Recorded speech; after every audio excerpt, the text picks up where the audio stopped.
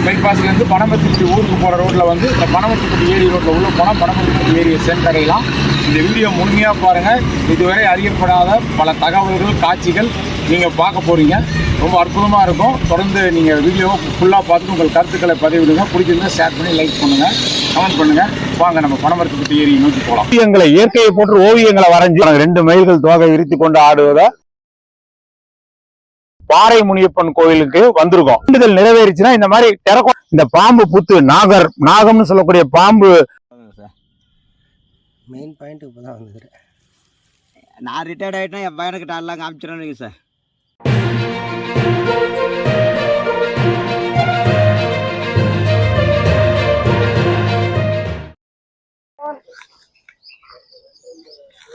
அனைவருக்கும் வணக்கம். நான் இப்ப எங்க இருக்கேன் அப்படின்னு சொன்னாக்கா, நம்ம சேலத்தினுடைய ஒரு புகழ்பெற்ற இடமான பனமரத்துப்பட்டி ஏரி, ஜருகுமலை அடிவாரத்தில் இருக்கக்கூடிய சேலம் மாநகராட்சிக்கு சொந்தமான பனமரத்துப்பட்டி ஏரியினுடைய பெருமைகளையும் அதனுடைய சிறப்புகளையும் உங்களோட பகிர்ந்ததுக்கு தான் நான் இங்க வந்திருக்கிறேன். இந்த பனமரத்துப்பட்டி ஏரிக்கும் சேலத்தின் அம்மாப்பேட்டை, நான் வசிக்கக்கூடிய அம்மாப்பேட்டை, சேலம் மாநகராட்சி அம்மாப்பேட்டை மண்டலத்திற்கும் ஒரு சிறப்பான ஒரு பந்தம், ஒரு தொடர்பு உள்ளது. அதையும் உங்களிடம் பகிர்ந்து கொள்வதற்காக இருக்கிறேன். இந்த வீடியோ முழுமையாக பாருங்கள். அம்மாப்பேட்டைக்கு பனமரத்துப்பட்டி ஏரிக்கும் என்ன சம்பந்தங்கிறத நீங்க தெரிஞ்சுக்கலாம். இந்த பனமரத்துப்பட்டி ஏரியோடைய கரையில தான் நிக்கிறோம். இது பாருங்க, 1911ஆம் ஆண்டு, 1900 கிட்டத்தட்ட 100 ஆண்டுகளை கடந்து முன்னால பிரிட்டிஷ்காரங்க காலத்துல கட்டப்பட்டது. அதோடைய கல்வெட்டு தான் இந்த 1911 அப்படிங்கிறது. இது வந்து பாருங்க, இந்த சுத்திலும் இந்த ஏரி மிகப்பெரிய அளவுல 2000க்கும் ஏக்கருக்கு மேற்பட்ட பரப்பளவுல இந்த ஏரி வந்து மிகப்பெரிய ஏரியாக திகழ்கிறது. இந்த ஏரியுடைய பெருமைகள் ஒவ்வொன்றா பார்க்கலாம் வாங்க. பனமரத்துப்பட்டி ஏரியினுடைய டவர் அப்படின்னு சொல்லக்கூடிய அந்த நீர் அணைப்பு நிலையத்துலதான் இப்ப நான் இருக்கேன். கிட்டத்தட்ட 1908 வந்து நம்ம சேலத்தினுடைய மக்களுடைய தாகத்தை தீர்க்கிறதுக்காக ஒரு ஏரி அமைக்கிறதுக்காக ஆங்கிலேயர்கள் வந்து முடிவெடுத்து இந்த ஏரியை வந்து அமைக்கிறாங்க. இதை சுற்றிலும் பாத்தீங்கன்னா இந்த பக்கம் ஜருகுமலை அப்படிங்கிற ஜருகுமலை இருக்கு. இந்த பக்கம் பாருங்க, இது வந்து போதமலைன்னு இருக்கு. இதெல்லாம் சேலமே வந்து சுற்றிலும் மலைகள் சூழ்ந்த நகரம். இந்த மலைகள்ல பெய்யக்கூடிய மழை நீர் வந்து இந்த ஏரியை நப்புற மாதிரி வரட்டாறு, கூட்டாறுன்னு 2 ஆறுகள். இப்ப பாருங்க, இந்த பனமரத்துப்பட்டி ஏரியில வந்து இந்த பக்கம் இது வந்து ஜருகுமலை, இதுல பெய்யக்கூடிய சாரல், மலைச்சாரல் இங்க வந்துடும். இந்த பக்கம் இருக்கிறது போதமலை. இங்க இருக்கக்கூடிய மழை தண்ணீர் வந்து ஒரு தடுப்பணை, ஒரு செக் டேம் ஒண்ணு கட்டி அந்த செக் டேம்ல இருந்து தண்ணி வந்து தேக்கி வைக்கப்பட்டு பிறகு ஏரிக்கு அனுப்புறாங்க. அதுக்காக ஒரு பாறையவே குடைஞ்சிருக்காங்க. அதை நீங்க விரைவில் பார்க்கலாம். அதுல 3 கிணறுகள். இதுல வந்து ஒரு ஏரியில தண்ணி இல்லாத சமயத்திலயும் மக்களுக்கு தண்ணி தேவையை பூர்த்தி செய்ய 3 கிணறுகள் வந்து இந்த இடத்துல இருக்கு. அதுல இங்க இருந்து தூரமா பார்த்தா பாருங்க, வெள்ளையா ஒரு கிணறு தெரியுது. இந்த மாதிரி ஏரியினுடைய 2000 ஏக்கர்ல வந்து 3 முக்கியமான இடத்துல டவர் வச்சிருக்காங்க. அப்புறம் வாழப்பாடியில பெய்யக்கூடிய மழையின் தண்ணீர் கூட இந்த பனமரத்துப்பட்டி ஏரியை தான் வந்து சென்று அடைகிறது, வந்து இங்கதான் வந்து நிரம்புது. பனமரத்துப்பட்டி ஏரியினுடைய மிகப்பெரிய சிறப்பே இது. கூட சேலம் மாநகராட்சியில் நம்ம சேலம் மாவட்டத்தினுடைய குடிநீர் தேவைக்காக முழுமையாக உருவாக்கப்பட்ட ஒரு ஏரி. பாசனத்தை விட இந்த பனமரத்துப்பட்டி ஏரி தான் சேலம் மக்களின் தாகத்தை குழாய் வழியாக தண்ணீர் முதல்ல கொடுத்த ஏரி பனமரத்துப்பட்டி ஏரிங்கிற முறையில இந்த ஏரிக்கு நம்ம எப்பவும் நம்ம சேலம் மக்கள் நன்றி சொல்லணும். பனமரத்துப்பட்டி ஏரியினுடைய சிறப்பு என்னன்னா, சேலத்துல மற்ற மாவட்டத்துல எல்லா ஏரிகளும் பாசனத்திற்காக ஏற்படுத்தப்பட்ட உருவாக்கப்பட்ட ஏரி பாசனத்திற்காக பயன்படுகிறது. ஆனால் குடிநீர் ஆதாரத்திற்காக, குடிநீர் தாகத்தை தணிப்பதற்காகவே உருவாக்கப்பட்ட ஏரி வந்து இந்த பனமரத்துப்பட்டி ஏரி தாங்கிறது ஒரு மிகப்பெரிய தனித்துவமான சிறப்பு. அது அந்த 1908 தீர்மானம் பண்ணி 1911 9.68 லட்சம் ரூபாய் செலவுல இந்த பனமரத்துப்பட்டி ஏரி வந்து கட்டப்பட்டது. இது வந்து இதனுடைய மொத்த பரப்பளவு வந்து 2450 ஏக்கர் பரப்பளவு. பறந்து விரிந்த அந்த ஏரியெல்லாம் பாத்தீங்கன்னா பாருங்க, பறந்து விரிந்து கிட்டத்தட்ட 2450 ஏக்கர் பரப்பளவுல இருந்து இப்ப சேலம் மாநகராட்சியினுடைய பராமரிப்புல 2150 ஏக்கர் அளவு பனமரத்துப்பட்டி ஏரி சேலம் மாநகராட்சியோட கண்ட்ரோல்ல இருக்கு. சுத்திலும் நல்ல ஒரு பசுமையான இடம் இது. இப்ப இந்த பனமரத்துப்பட்டி ஏரியோடைய தண்ணியை வந்து எப்படி ப்ராசஸ் பண்ணி அதை குடிநீர் சேலம் மாநகராட்சிக்கு வந்து கொண்டு போனாங்கன்ற அந்த டெக்னாலஜி, அதாவது அந்த கட்டுமான பணியினோட சிறப்பை இப்ப நீங்க பார்க்க போலாம். இப்ப நான் நின்றுட்டு இருக்கிறது வந்து பனமரத்துப்பட்டி ஏரி டவர்ல இருக்கக்கூடிய அந்த நீர் பம்பிங், அதாவது நீர் அனுப்பும் நிலையம். இங்க வந்து எந்த விதமான மோட்டார் அதெல்லாம் கிடையாது. இங்க தரையில பாக்குறீங்களா, இதுக்குள்ளார வந்து மொத்தம் வந்து ஒரு 4 வால்வு இருக்கு. வால்வுகள் இந்த பனமரத்துப்பட்டி ஏரியினுடைய தண்ணீரை அடுத்து வந்து ஏரி தண்ணீரை சுத்தப்படுத்த ஃபில்டர் பண்ணக்கூடிய ஸ்டேஷன் அடுத்து வருது. பனமரத்துப்பட்டி ஏரியை ஃபில்டர் பண்ணக்கூடிய ஸ்டேஷன், அதுக்கு அனுப்புறதுக்குரிய வால்வு இது திறந்தாதான் தண்ணி, ஏரி தண்ணி வந்து இந்த ஃபில்டர் ஸ்டேஷனுக்கு போகும். இந்த 4 வால்வுகளும் ஆங்கிலேயர் காலத்துல அமைக்கப்பட்டது. ஒரு சொட்டு கூட லீக் ஆகாத அளவுக்கு வறுமையாக வடிவமைக்கப்பட்டிருக்கு. இது உள்ள இறங்கி போலாம். இது உள்ள இறங்கி 5 அடி உள்ள இறங்கி போனா வால்வு இருக்கு. அந்த வால்வை திறந்து எவ்வளவு வேகத்துல தண்ணி அனுப்புறது, எவ்வளவு கொள்ளளவு தண்ணி அனுப்புறதுன்னு அன்னன்னைக்கு சூழ்நிலைக்கு ஏற்ற மாதிரி எவ்வளவு தண்ணி அனுப்பணும், எந்த நேரத்தில் அனுப்பணும், எவ்வளவு வேகத்தில் அனுப்பணும் அப்படின்னு நம்ம டிசைன் பண்ணி அனுப்பக்கூடிய ஒரு தொழில்நுட்பம் இங்க இருக்கு. இதுதான் வால்வு அறை. இதுதான் வந்து பனமரத்துப்பட்டி ஏரியினுடைய டவர். இப்ப நீங்க பாருங்க, நல்லா உத்து பாத்தீங்கன்னா தெரியும், ஒரு வால்வு கீழே பூமியோட மட்டத்துல இருக்கிற வால்வு. இந்த பனமரத்துப்பட்டி ஏரி தண்ணீர் வந்து அடுத்து ஃபில்டர் பண்றதுக்காக அந்த வால்வை திறந்துதான் அதோடைய வேகம், அதனுடைய கொள்ளளவு, எவ்வளவு தண்ணி எவ்வளவு நிலம் டிசைட் பண்ணி அனுப்புற வால்வு. இது வந்து பாருங்க, இந்த டவர், இந்த பனமரத்துப்பட்டி ஏரி இந்த டவர் வந்து ஒவ்வொரு ஸ்டெப் பை ஸ்டெப்பா படிப்படியா இருக்கு. ஒவ்வொன்றும் ஒவ்வொரு ஸ்டேஜ், ஒவ்வொரு அளவுக்கு வந்து ஏரி நிரம்ப அந்தந்த வால்வு திறக்கிறதுக்காக அந்த நீரின் மட்டத்திற்கு ஏற்ப அந்த டவர் வந்து கருங்கல்லாம் கட்டப்பட்டது. இது வந்து இந்த பனமரத்துப்பட்டி 1911 இப்ப 2025 100 ஆண்டுகளை கடந்து எந்த அளவுக்கு ஒரு கட்டுமானத்தின் செயல்பாட்டாக ஒரு சிறப்பாக பெருமையாக சேலத்தின் பெருமையாக இருக்குங்கிறது இந்த காலத்து இளைய தலைமுறைகள்லாம் ஓய்வு நேரங்கள்ல சும்மா வீடியோ கேம்ஸ் விளையாடுறது, மாலு இந்த மாதிரி எல்லாம், மெகா மால் அந்த மாதிரி எல்லாம் போய் டிஜிட்டல் உலகில் மாட்டாம இந்த மாதிரியான இயற்கை எழில் சூழ்ந்த நம் பெருமைகளை வந்து பார்த்து ரசிக்க வேண்டும் என்கிறது என்னுடைய ஒரு அன்பான ஒரு வேண்டுகோள். இது பனமரத்துப்பட்டி டவர், ஏரியினுடைய டவர்னு சொல்லுவாங்க. நிறைய சினிமாக்கள்ல, நிறைய மாடர்ன் தியேட்டர் சேலத்துல புகழ்பெற்று விளங்கிய காலத்துல நிறைய திரைப்படங்கள் வந்து பனமரத்துப்பட்டி ஏரியினுடைய சுற்றுப்புறத்துல படமாக்கி இருக்காங்க. அதுல வந்து இந்த டவர் எங்க ஊரு ராசாத்தின்னு ஒரு படம், அதுல ஆசைப்பட்டு பார்த்தா நாளகான பொண்ணு அப்படின்னு ஒரு பாடல் இருக்கு. அதுல இந்த டவர்லாம் நான் நின்றுட்டு இருக்கிற இந்த இடம்லாம் வரும்.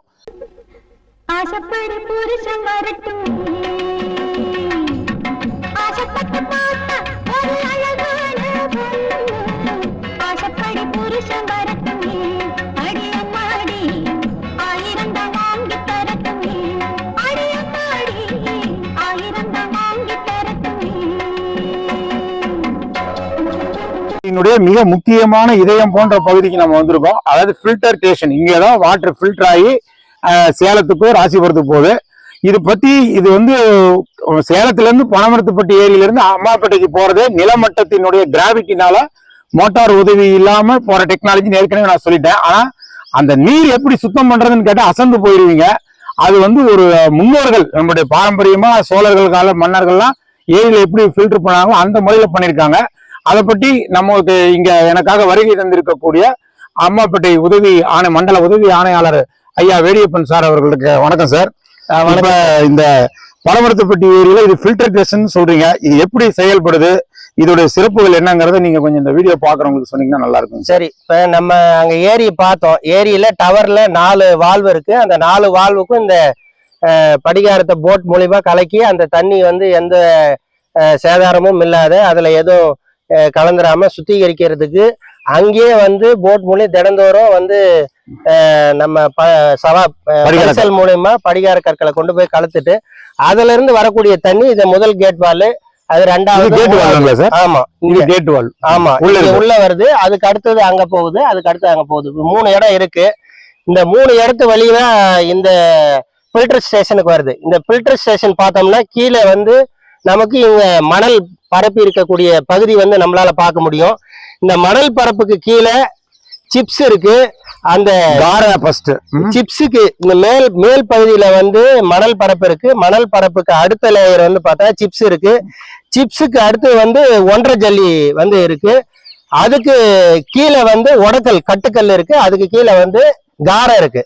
அந்த காரையில தான் கடைசியா இந்த ஃபில்டர் பண்ண தண்ணி வந்து கீழே போய் நிக்குது. அந்த தண்ணி நேரம் அந்த 2 கேட் வாலுக்கு போகுது.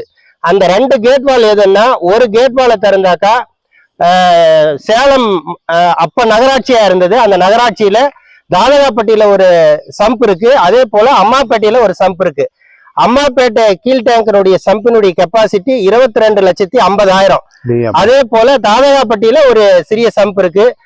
இந்த கேட் ஓபன் பண்ணோம்னா ஒண்ணு மல்லூர்ல ஒரு சம்பும் ராசிபுரத்துல ஒரு சம்பும் இருக்கு. அந்த இடத்துக்கு நேரடியா கிராவிட்டியிலே போகுது. இங்க எந்த மோட்டார் வசதியும் 1911 ஆங்கிலேயர் காலத்துல ஏற்படுத்தப்பட்ட இந்த பகுதியில எந்த மோட்டார் வசதியும் இங்க கிடையாது. இருந்தாலும் அந்த காலகட்டத்துல தேனிரும்பை கொண்டு துருப்பிடிக்காத அளவுல தகரத்தை போன்ற 18 இன்ச்சு டயா அளவுல ஒவ்வொரு பைப்பை வந்து அமைச்சிருக்கிறாங்க. அது இன்றளவும் நல்ல நிலையில துருப்பிடிக்காம பூமிக்குள்ள இருக்கு. பயன்பாட்டில் இல்லைன்னா கூட பூமிக்குள்ள இருக்கு. இது விரைவில் பயன்பாட்டுக்கு கொண்டு வர வேண்டும் என்பது சேலம் மாநகர மக்களின் எதிர்பார்ப்பாக இருக்கிறது. அதனால வந்து இதை பார்த்து சார் எத்தனை கிலோமீட்டர் அம்மாப்பேட்டைக்கும் இதுக்கும் தூரம்? 13 கிலோமீட்டர் சார். 13 கிலோமீட்டருக்கு குழாய் பதிச்சிருக்காங்க. ஆல்ரெடி குழாய் பதிச்சு 1911 இருந்து 92 வரைக்கும் ஏறத்தாழ இது பயன்பாட்டுல இருந்திருக்கு. ஆமா ஆமா. பாருங்க, இரும்புல கூட தேன் இரும்பு எஃகு இரும்புன்னு 2 இருக்கு. அதுல துருப்பிடிக்காத அந்த தேன் இரும்பை கொண்டு 100 ஆண்டுகளாயும் அது துருப்பிடிக்கலங்கும் போது நமக்கு அப்படியே அந்த பொறியாளர்கள் அந்த அதிகாரிகள் எல்லாம் நமக்கு எவ்வளவு கஷ்டப்பட்டிருக்காங்கன்னு நம்ம நன்றியோட நினைச்சு பார்க்கணும். சோ சேலம் நகராட்சியா இருந்த போது தாதகாப்பட்டி வழியாக அம்மாப்பேட்டை கீழ்நிலை தொட்டிக்கும் இந்த பக்கம் மல்லூர் ராசிபுரம் ஊருக்கு நீர் தேவைக்கு இங்க இருந்துதான் இந்த டெக்னாலஜி மூலமா தான் தண்ணீர் அனுப்பியிருக்காங்க. மிக்க நன்றி சார், அருமையான தகவல்கள் ரொம்ப நல்லா சொன்னீங்க. மேற்கொண்டு அடுத்து சுவாரஸ்யமான இடங்களை நீங்க சொன்னீங்கன்னா தெரிஞ்சுக்கிறோம் சார். நன்றி. வந்து நீங்க ஒரு மிக முக்கியமான ஒரு தகவல் தான் இப்ப நான் இது வந்து நான் ஏசி சார் அவர் சொல்லி கேட்டு நான் இப்ப உங்களுக்கு நான் சொல்ல போறேன். அதாவது அங்க இப்ப தண்ணி வந்து ஃபில்டர் ஆகிற வரைக்கும் பார்த்துட்டோம். இந்த ஃபில்டர் ஆன தண்ணி வந்து எப்படி வந்து ஊர்களுக்கு குடிநீர் குழாயில் அனுப்பப்படுறதுங்கிறது தான் பார்க்க போறோம். பாருங்க, அந்த இடத்துல 2 வால்வு இருக்கு. தண்ணீர் வந்து சுத்திகரிக்கப்பட்ட உடனே அந்த சைடுல இருக்க வால்வை திறந்தா மல்லூர் ராசிபுரம் மக்களுக்கு குடிநீர் அந்த சைடு போயிடும் தண்ணி. இந்த பக்கம் ஒரு வால்வு இருக்கு. இதை கேட் வால்வு திறந்தாங்கனாக்கா தாதகாப்பட்டியில ஒரு சின்ன சம்ப் அதை ஃபில் பண்ணிட்டு நம்ம 22 லட்சத்துக்கு மேல கெப்பாசிட்டி உள்ள புகழ்பெற்ற 100 ஆண்டுகள் பழமையான அம்மாப்பேட்டை கீழ்நிலை தொட்டி, அதாவது சேலம் அம்மாப்பேட்டையில இருந்து சேலம் மாநகர நகராட்சியா இருந்த எல்லா தாகத்தையும் தீர்த்த குதிரைகள், மாடுகள், குதிரை தொட்டி, சபாப்பேட்டையில இருக்கக்கூடிய அந்த விலங்குகள் தொட்டி, இதெல்லாம் தண்ணி தொட்டி எல்லாம் ரொப்பிய இன்னமும் பனமரத்துப்பட்டியிலிருந்து 1992 வரை பனமரத்துப்பட்டி ஏரி தண்ணி சேலம் மாநகருக்கு குழாய் வழியாக வந்தது குறிப்பிடத்தக்கது. இன்னொரு கேட் வழியா போகுது. அதுக்கடுத்து ஒரு 3 மாதத்துக்கு ஒரு முறை இந்த ஃபில்டரிங் ஸ்டேஷன்ல இயற்கை முறையில தண்ணியை சுத்திகரிச்சு மக்களுக்கு குடிநீருக்கு அனுப்பிட்டு 3 மாசத்துக்கு ஒரு முறை கசடுகள் அழுக்குகள்லாம் இருக்கும். அதை வெளியேற்றுறது வாழ்வு தான் இங்க இருக்கு. இதை வந்து 3 மாசத்துக்கு ஒரு தடவை இதை வச்சு இந்த கசடுகள் எல்லாம் வெளியேற்றி சுத்தம் பண்ணிட்டு மறுபடியும் புது தண்ணீர் விடுவாங்க. இந்த மாதிரி தண்ணீரை வந்து எவ்வளவு முக்கியத்துவம் கொடுத்து இந்த தண்ணீரை நம்ம வீண் பண்ணக்கூடாது. ஒரு சொட்டு தண்ணீரை கூட வீண் பண்ணக்கூடாது. நீரின்றி அமையாது உலகுன்னு சொல்லி திருவள்ளுவர் சொல்லியிருக்கிற மாதிரி எவ்வளவு கஷ்டப்பட்டு இந்த தண்ணி நம்ம கொடுத்துக்கிட்டு வராங்க நம்ம மாநகராட்சியினர். ஸோ அந்த நம்ம வீட்டுல வந்து நம்ம வந்து தண்ணீரை வந்து நம்ம வந்து ஒரு சொட்டு தண்ணீர் கூட வீணாகாம சிக்கனமாக பயன்படுத்தணும். மழை நீரை எல்லாம் வந்து சேமிக்கிறதுக்கு புதிதாக வீடு கட்டுறவங்க எல்லாம் மாநகராட்சி சொன்னபடி மழை நீர் சேமிக்கும் வசதிகள் எல்லாம் வைக்க வேண்டுங்கிறது இங்க வந்து பாத்தீங்கன்னா தான் இந்த நீரோட அருமை நமக்கு தெரியும். பின்னாடி பாருங்க, ஒரு பெரிய பிரம்மாண்டமான தூங்கு வாகை மரம் ஒண்ணு தெரியுது பாத்தீங்களா? அது ஏரிக்கு நம்ம அந்த டவருக்கு போற வழியில இருக்கு. இந்த மரம் வந்து இப்போ வந்து பட்டு போய் விட்டாலும் கூட இது வந்து விடக்கூடாது அப்படின்னு சேலம் மாநகராட்சி இதை வந்து ஒரு நினைவு சின்னமாக கலைநயமிக்க தான் மாத்தினுங்கிறதுக்காக சுத்திலும் வந்து அதுக்கு கரை கட்டி அந்த மரத்தை கீழே விழாம அதை நல்லா ஸ்ட்ராங் பண்ணி இப்ப இந்த மரம் பூரா ஒரு ஓவியங்களை, இயற்கையை போட்டு ஓவியங்களை வரைஞ்சு இதை வந்து ஒரு நல்லா பார்த்து ரசிக்கக்கூடிய ஒரு இடமாக மாற்ற போறாங்க. அதுதான் இப்ப நீங்க இந்த வீடியோல பாத்துட்டு இருக்கீங்க. பனமரத்துப்பட்டி ஏரியினோட சிறப்புகள்ல இன்னொரு சிறப்பான அம்சமா இப்ப நீங்க பாத்துட்டு இருக்கீங்களா, இது வந்து பனமரத்துப்பட்டி ஏரியை ஒட்டி அடிக்கரைங்கிற இந்த இடத்துல வந்து டிராவலர்ஸ் பங்களா, அதாவது பயணிகள் ஓய்வு மாளிகைன்னு தமிழ்ல சொல்லுவோம். பயணியர் மாளிகை அப்படின்னு சொல்லக்கூடிய டிராவலர்ஸ் பங்களா தான் இது. அது அந்த வீடு இதெல்லாம் வந்து டிராவலர்ஸ் பங்களா. இப்ப இந்த பனமரத்துப்பட்டி ஊருக்கு வந்து ஒரு பள்ளிக்கூடம் கட்டி கொடுக்கணும் அப்படிங்கிறதுக்காக எம்ஜிஆர் அவர்கள், முன்னாள் முதலமைச்சர் தமிழகத்தின் எம்ஜிஆர் அவர்கள் ஒரு நாடகம் நடிச்சு நிதி திரட்டி அந்த பள்ளிக்கூடத்துக்கு பணம் கொடுத்தார் அப்படின்னு சொல்லிட்டு இந்த ஊர்ல வந்து சொல்றாங்க. அதாவது எம்ஜிஆர் அவர்கள் ஒரு நாடகம் நடித்து நிதி திரட்டி பனமரத்துப்பட்டி ஊர் பள்ளி கட்டி கொடுத்திருக்காரு. அந்த செய்தியை நீங்க தெரிஞ்சுக்கிட்டு இந்த அடிக்கரையில் இருக்க இந்த பயணியர் இது இடத்துல சேலம் மாடர்ன் தியேட்டர் ரொம்ப பிஸியாக இயங்கி வந்த அந்த காலகட்டத்துல தமிழகத்தின் முன்னாள் முதல்வர் தலைவர் கலைஞர் அவர்கள் மற்றும் கவியரசர் கண்ணதாசன் அவங்க எல்லாம் இங்க வந்து உட்கார்ந்து படத்துக்கு பாடல்கள் வசனங்கள்லாம் எழுதியதாக இந்த ஏரியில வசிக்கிறவங்க எல்லாம் சொல்றாங்க. சோ நம்முடைய கலைஞர் நூற்றாண்டு விழா கொண்டாட போன வேளையில கலைஞர் சேலத்துல இருந்த மாடர்ன் தியேட்டர்ஸ்ல படிப்பிருந்த காலத்துல அவர் வந்து உட்கார்ந்து கண்ணதாசன் எம்ஜிஆர் இவங்க எல்லாம் தங்கி உட்கார்ந்து இந்த இடத்த பார்க்கும்போது எவ்வளவு ஒரு பெருமைக்குரிய இடம் வந்து நம்ம இங்க இருந்திருக்குன்றது நினைச்சு நம்ம நிச்சயம் ரொம்ப நம்ம பெருமைப்படலாம். அதுதான் இந்த இடம், இந்த பயணியர் விடுதி தான் கலைஞர் எம்ஜிஆர் கண்ணதாசன் இவர்கள் எல்லாம் சேலத்தில் வசித்த காலத்தில் தங்கி திரைப்படத்துக்கான பயணிகள் மேற்கொண்ட இடத்தை தான் நீங்க பார்த்துட்டு இருக்கீங்க. இதை நேர்லயும் வந்து நீங்க இந்த இடத்தையெல்லாம் பார்க்கணும். இந்த இடம் மிக விரைவில் வந்து நல்ல பூங்காக்கள்லாம் அமைக்கப்பட்டு மாற இருக்கிறது. அப்பொழுதும் உங்களுக்கு வந்து அந்த பூங்காக்கள் மாறப்படுவதற்கு முன்னாடி இந்த பழமையான இடங்களை எல்லாம் நீங்க வந்து கண்டு ரசிக்கணும். பழமையை வந்து நம்ம இன்னைக்கு புறக்கணிக்க கூடாது. வரலாற்று சின்னங்களை எல்லாம் மாணவ மணிகள்லாம் வந்து நம்ம ஊர் பெருமைகளை வந்து நேரில் வந்து பார்த்து தெரிஞ்சுக்கணுங்கிறதுக்காக இது போன்ற வீடியோக்களை நாங்க வெளியிடுறோம். இதுல வந்து இந்த டிராவலர்ஸ் பங்களா பக்கத்துல இருக்க கார் ஷெட், அதாவது கார் ஷெட் நம்ம இப்ப சொல்றது அந்த காலத்துல எம்ஜிஆர்லாம் வந்து அந்த ஜீப் ஒண்ணு, பழங்காலத்து ஜீப் கில்லிஸா ஒரு ஜீப் ஒண்ணு பயன்படுத்துவாங்க. அந்த ஜீப் வந்து நிறுத்துற இடம் தான் இது 100 ஆண்டுகளுக்கு முன்னாடி கட்டப்பட்டு மாடர்ன் தியேட்டர்ஸ் காலத்துல எம்ஜிஆர்ல அவங்க எல்லாம் இங்க வரும்போது அவங்க வண்டி ஜீப் வந்து நிறுத்தின இடத்தான் இந்த இடம். பனைமரத்துப்பட்டிக்கு ஏரிக்கு பனைமரத்துப்பட்டி பேர் காரணமே வந்து இந்த ஏரியில நிறைய பனை மரங்கள் நிறைந்திருந்தனாலதான் இதுக்கு பனைமரத்துப்பட்டி ஏரின்னு வந்தது. பனைமரத்தினுடைய சிறப்பு ஏன் அது ஏரியில நடுறாங்க அப்படின்னாக்கா அது பூமிக்கு அடியில் இருக்கக்கூடிய நீரை வந்து மேல கொண்டு வந்து கொடுக்கும். மேலும் ஏரி கரையை பலப்படுத்தும், மண் அரிப்பை தடுக்காது. வெள்ளம் வர காலத்திலயோ இல்ல ஏரி நிரம்பிய காலத்திலோ கரை உடையாம காப்பாற்றக்கூடிய வல்லமை அந்த பனைமரத்துக்கு உண்டு. பனை மரத்தின் வந்து சிறப்புகளை சொல்லிக்கிட்டே போகலாம். ஆனா அதே சமயத்துல அந்த சீமக்கருவேல மரங்கள் வந்து நீரை வந்து நிலத்தடி நீரை உறிஞ்சி கீழே கொண்டு போயிடும். அதனாலதான் அந்த மரங்களை வெட்டுவதற்கான முயற்சிகள் மேற்கொள்ளப்பட்டு வருகிறது.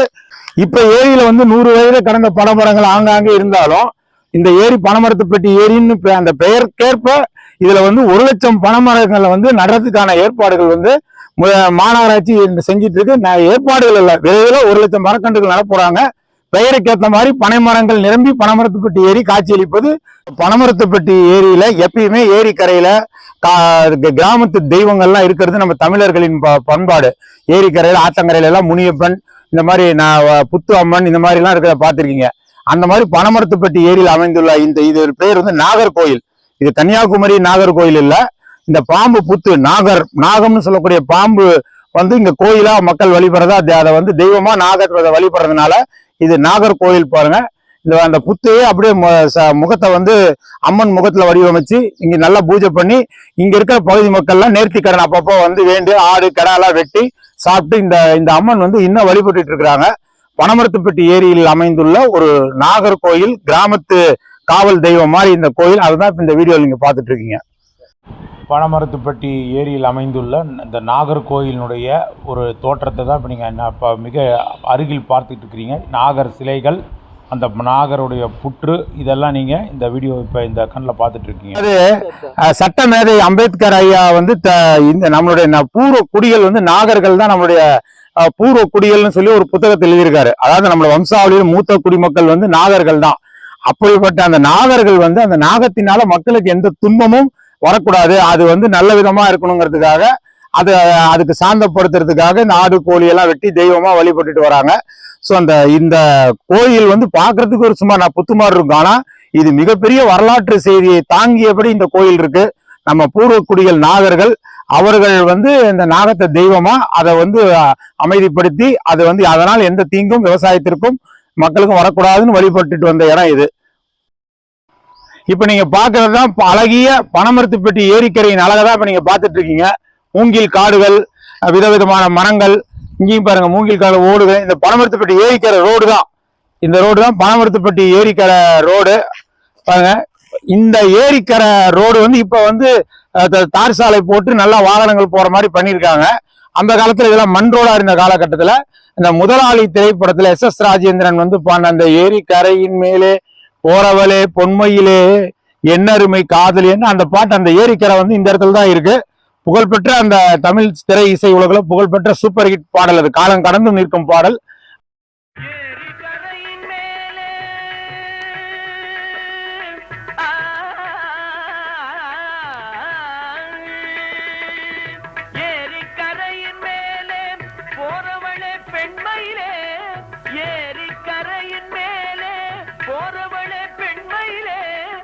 என்னருமை காதலியே என்னை கொஞ்சம் பாரு நீயே என்னருமை காதலியே என்னை கொஞ்சம் பாரு நீயே அண்ணா.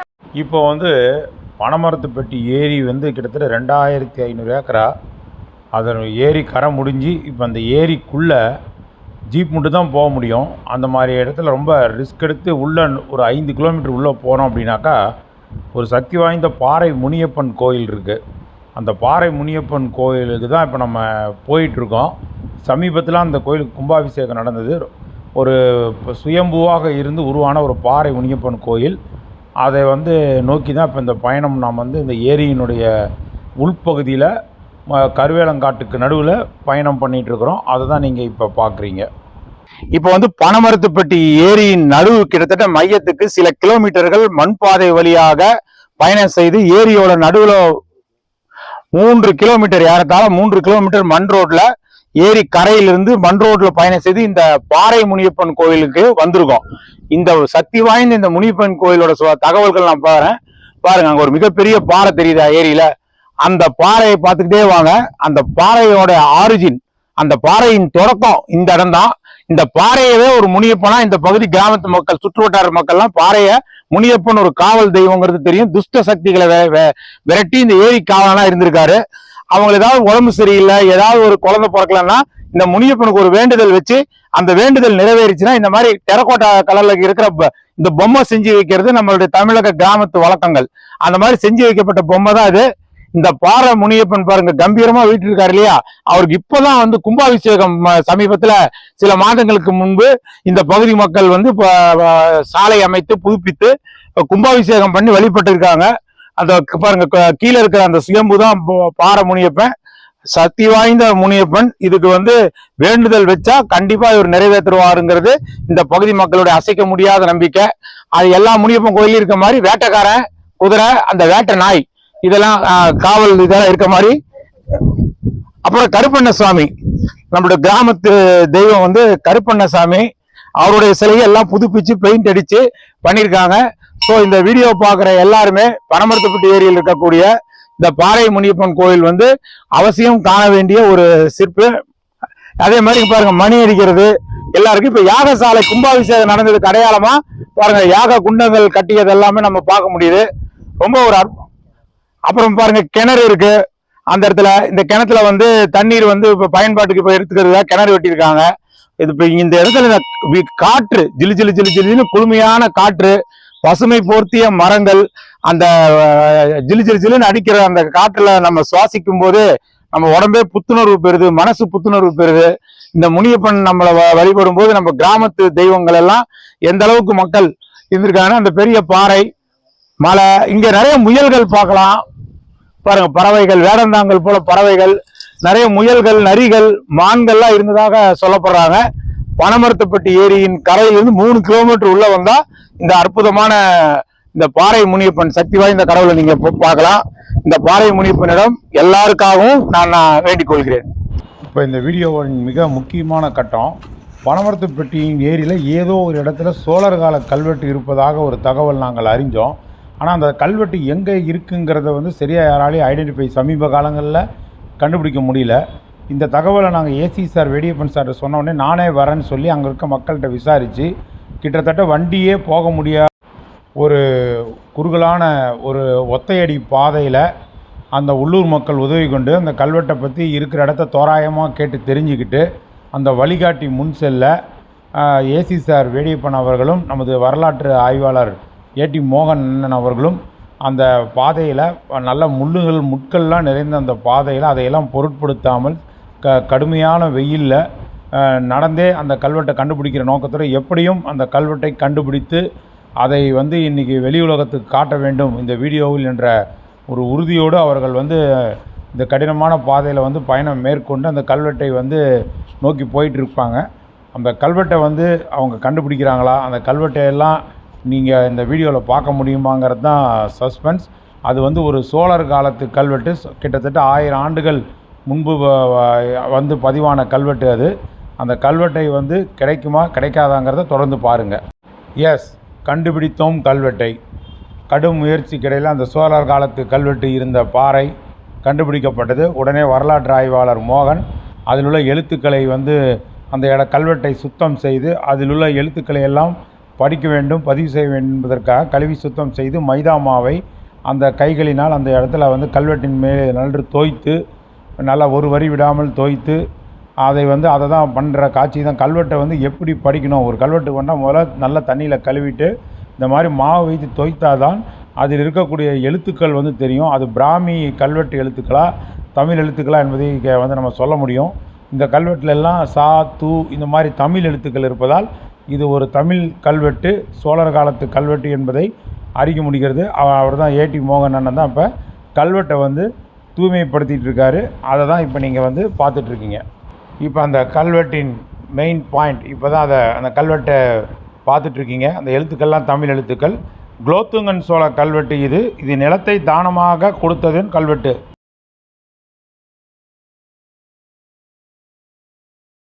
பனமரத்துப்பட்டி ஏரியில் இப்போ நீங்கள் பார்க்குற மாதிரி கிணறுகள் 3 இடத்துல இருக்குது.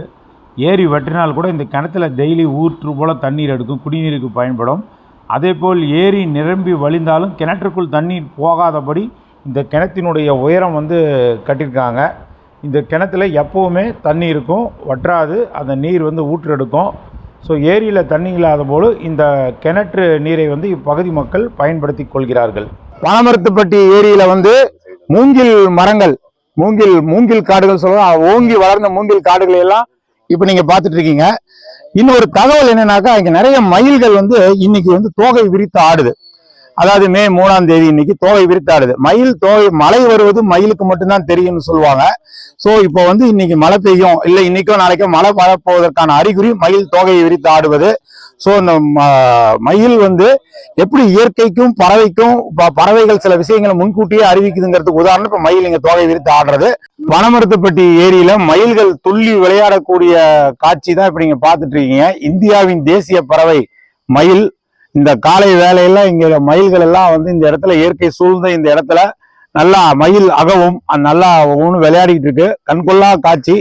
மயில் வந்து முருகனின் வாகனமாக இருக்கிறதுனால இந்த மயிலெல்லாம் கூட்டமா பார்க்கறது மக்களுக்கு வந்து ஒரு இயற்கை ஆர்வலர்களுக்கும் முருக பக்தர்களுக்கும் எல்லாருக்கும் ரொம்ப சந்தோஷமா இருக்கு.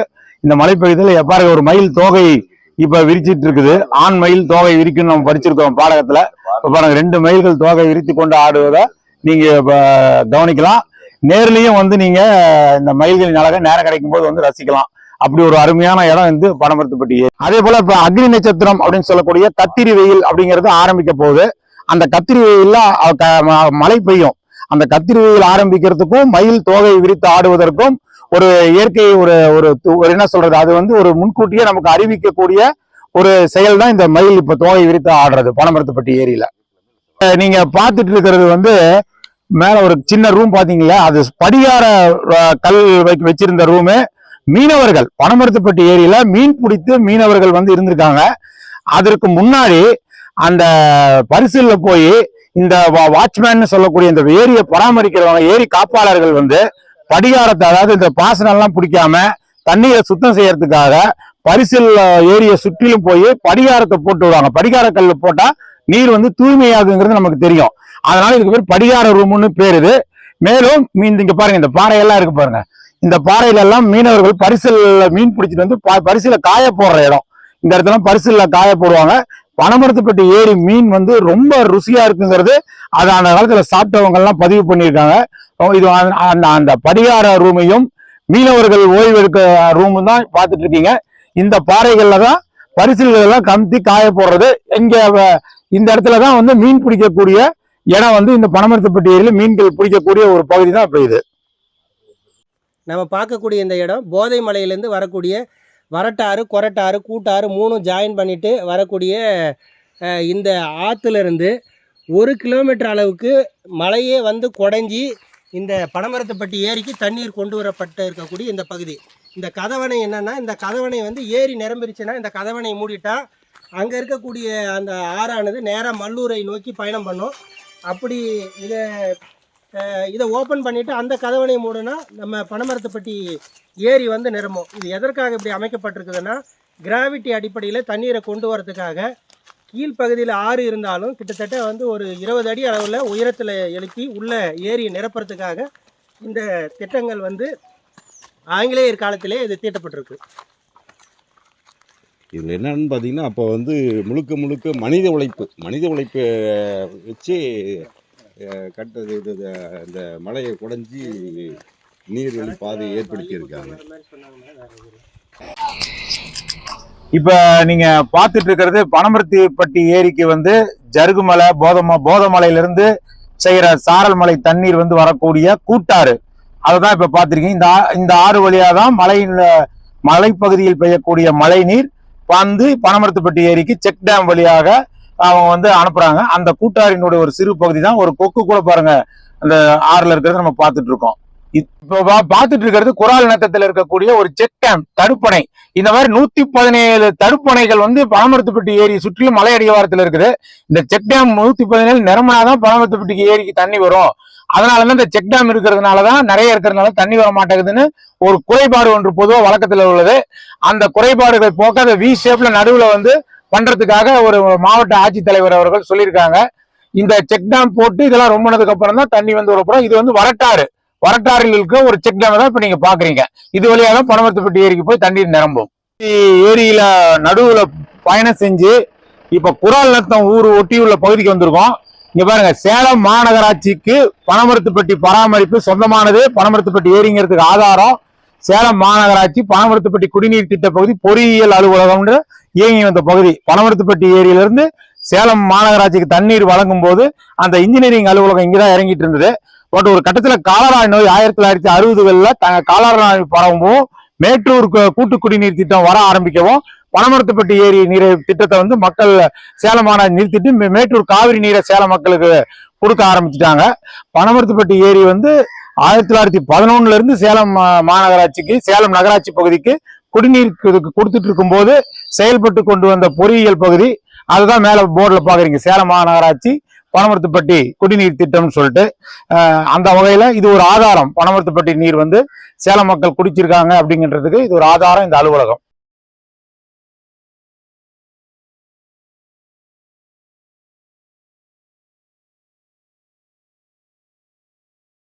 இது வரைக்கும் இந்த சேனலை சப்ஸ்கிரைப் பண்ணாதவங்க வீடியோ கீழே இருக்கிற சப்ஸ்கிரைப் பட்டனை ஒரு தடவை அழுத்தி சப்ஸ்கிரைப் பண்ணுங்கள். அப்படியே பக்கத்தில் இருக்கிற பெல் ஐக்கானையும் ப்ரெஸ் பண்ணுங்கள். அப்போ தான் எங்களுடைய அடுத்தடுத்த வீடியோக்களோட நோட்டிஃபிகேஷன் உங்களுக்கு கிடைக்கும்.